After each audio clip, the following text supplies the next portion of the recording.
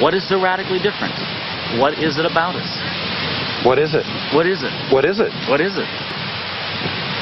I don't know. Now it's time for a brief history of the United States of America.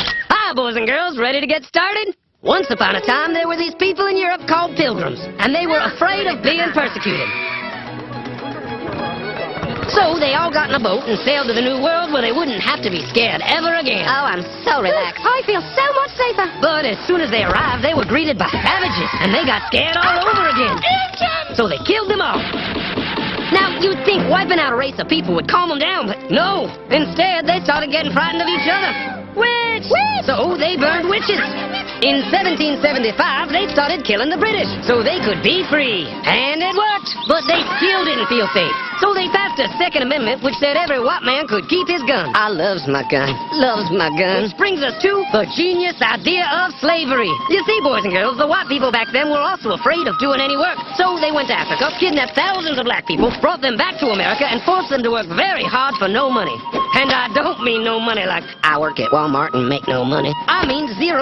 Nothing. Not a zip. Doing it that way made the USA the richest country in the world.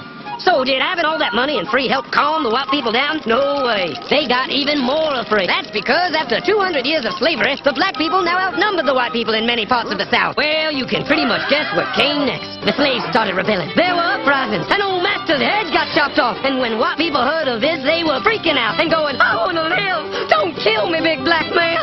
Well, just in the nick of time came Samuel Colt, who in 1836 invented the first weapon ever that could be fired over and over without having to reload. And all the southern whites were like, yeah! But it was too late. The North soon won the Civil War and the slaves were freed. Yep, they were free now to go chop all the old masters' heads off. And everybody was like, oh no, we're gonna die. But the freed slaves took no revenge. They just wanted to live in peace. But you couldn't convince the white people of this. So they formed the Ku Klux Klan. And in 1871, the same year the Klan became an illegal terrorist organization, another group was founded, the National Rifle Association.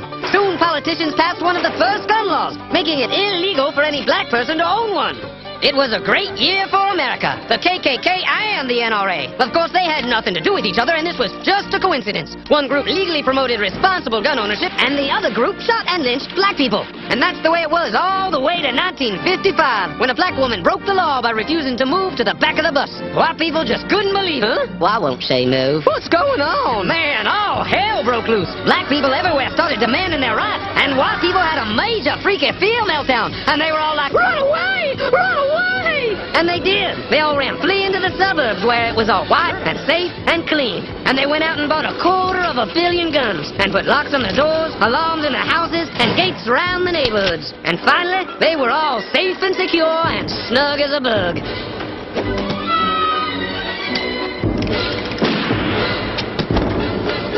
And everyone lived happily ever after.